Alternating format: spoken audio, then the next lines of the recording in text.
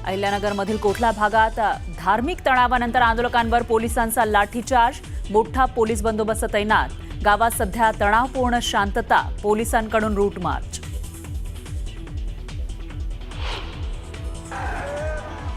कोल्हापुरात असदुद्दीन ओवेसींच्या दौऱ्या दिवशी तणाव, हिंदुत्ववादी संघटनेच्या विरोधानंतर ओवेसींचे कार्यक्रम रद्द, तर विरोध करणाऱ्यांनी शाहू महाराजांची भूमिका समजून घ्यावी, जलील यांचा सल्ला।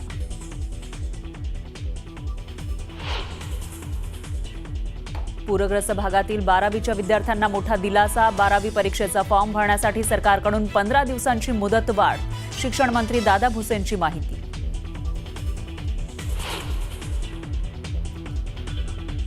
मराठवाड्याला पुन्हा पावसानं झोडपलं, गोदावरी नदीच्या महापुरामुळे बीडच्या पुरुषोत्तमपुरी गावात शिरलं पाणी, ड्रोनच्या नजरेतून अंगावर काटा आणणारी पुराची दृश्य।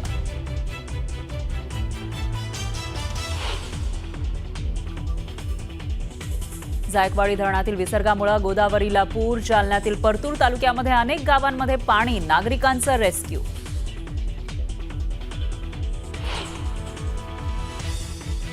ठाकरेंच्या शिवसेनेनं दसरा मेळावा रद्द करून खर्च पूरग्रस्तांना द्यावा, भाजपच्या केशव उपाध्ये यांनी ठाकरेंना पुन्हा डिवचलं, तर भाजपकडून उधारीचं ज्ञान नको, राऊतांचं उत्तर।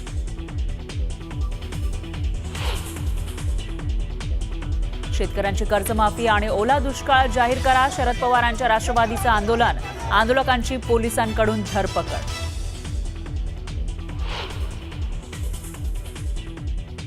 शिवसेनेच्या ज्योती वाघमारे यांना सोलापूरच्या जिल्हाधिकाऱ्यांनी झापलं, पाहणीसाठी गेलेल्या वाघमारेंचा जिल्हाधिकाऱ्यांना जाब विचारण्याचा प्रयत्न, त्यानंतर राजकारण नंतर करा असं म्हणत जिल्हाधिकाऱ्यांनी सुनावलं। केरळमधील भाजप प्रवक्ते पिंटू महादेव यांची राहुल गांधींना धमकी, आम्ही राहुल गांधींच्या छातीत गोळ्या घालू असं धक्कादायक विधान।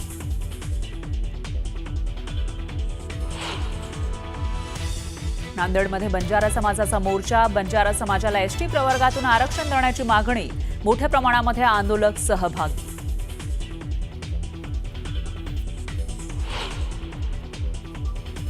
कुर्ला कारशेडमध्ये विकसित लोकलच्या स्वयंचलित दरवाजाची यशस्वी चाचणी, नॉन एसी लोकललाही मिळणार स्वयंचलित दरवाजे।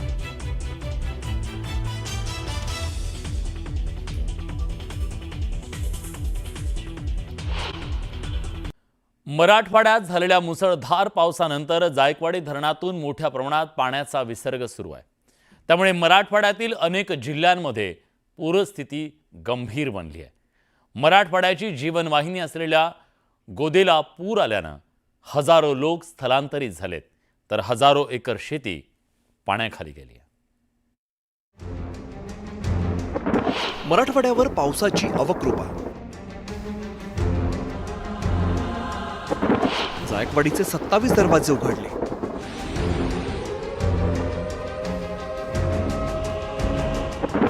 गावागावात पुराचं पाणी, शेती मातीमोल, ग्रामस्थ बेघर।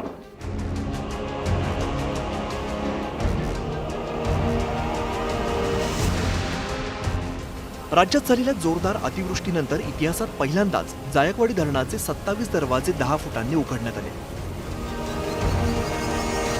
धरणातून तब्बल 3,06,540 क्युसेक वेगाने पाणी गोदावरी नदीपात्रात सोडण्यात आलं।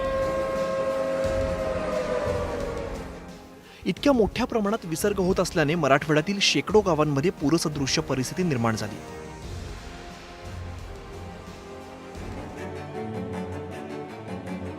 गोदावरी नदीच्या महापुरामुळे बीड जिल्ह्यातील पुरुषोत्तमपुरी गावात पाणी शिरलं आहे, त्यामुळे गावातील घरं, शेती, पिकं पाण्याखाली गेली आहेत। बीडच्या आष्टी तालुक्यातील हिंगणी या ठिकाणी पुरात अडकलेल्या 13 शेतकऱ्यांची एनडीआरएफने सुखरूप सुटका केली। रविवारी रात्री 1 वाजल्यापासून हे कुटुंब पुराच्या पाण्यामध्ये अडकलं होतं। तब्बल 18 तास नदीच्या प्रवाहात अडकलेल्या कुटुंबाच्या सुटकेची ड्रोन दृश्य समोर आली। 8 दिवसांमध्ये कंटिन्यू तिसऱ्या वेळेस नदीने संपर्क तोडून नदीच्या बाहेर पाणी पडलं, पात्राच्या बाहेर पाणी पडलं। तर आता सध्या शिना नदीला इतकं पाणी चालू आहे की शिना नदीच्या पाण्यामुळं हिंगणीचं टोटल क्षेत्र, हिंगणी, सांगवी, टाकशी, तिकडे रतळजण आणि पिंपळसुट्टी ह्या गावांचं टोटल ही क्षेत्र पाण्याखाली गेलेलं आहे। गोदावरीच्या महापुरानं उद्ध्वस्त झालेल्या बीडच्या नांदूर ग्रामस्थांचं बाग पिंपळगाव या ठिकाणी जायकवाडी कॅम्पमध्ये स्थलांतर करण्यात आलं. आम्ही रात्री आलो साहेब. तर आम्ही रात्री 8 वाजता आलो. आम्ही सगळं पाणी शिरलं होतं घराला सगळं. घरातलं काय काय सगळं वाहून गेलं? आता ज्वारी गेली, बाजरी गेली, पसारा हातात ते बी गेला. आता अंगाच्या पांघरुळे घेऊन आलो आम्ही आता पळून. गज घरं भरलेले काय आम्ही फक्त जीव घेऊ आलेलो. आता घरात काय म्हणून नाही, सगळंच वाहून गेलेलं असणार. सगळंच वाहून. हा ते प्रत्येक वर्षी होतं का यावर्षी मोठ्या प्रमाणात झालंय? ह्या वर्षी जास्त झालेलं.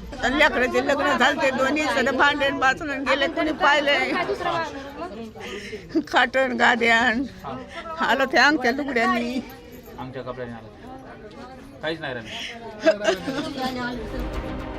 बीडच्या गेवराई तालुक्यातील गुळज गावातही पुराचं पाणी शिरलं असून अनेक घरांचं प्रचंड नुकसान झालंय. पुराच्या पाण्याने नागझरी गावातील शाळा, अंगणवाडी आणि घरं पाण्याखाली गेली आहेत. बीड जिल्ह्यातील तब्बल 32 गावं या पुरानं बाधित झाली आहेत. बीडच्या राजापूर गावातील राजेश्वर मंदिर पाण्याखाली गेलंय. राजापूर गावाला पुराचा पूर्ण विळखा पडलाय. महापुरानं बीडच्या गेवराई, माजलगाव, परळी तालुक्यात पूरस्थिती निर्माण झाली आहे आणि नदीकाठावरील शेकडो नागरिकांना सुरक्षित स्थळी स्थलांतरित करण्यात आलंय. पुरामुळे शेकडो एकर जमीन पिकासह पाण्याखाली गेली आहे. जायकवाडीचे दरवाजे उघडल्यानंतर सुरक्षिततेचा उपाय म्हणून जालना जिल्ह्यातील गोदाकाठच्या 38 गावांमधून 10,000 नागरिकांचं प्रशासनानं स्थलांतर केलंय.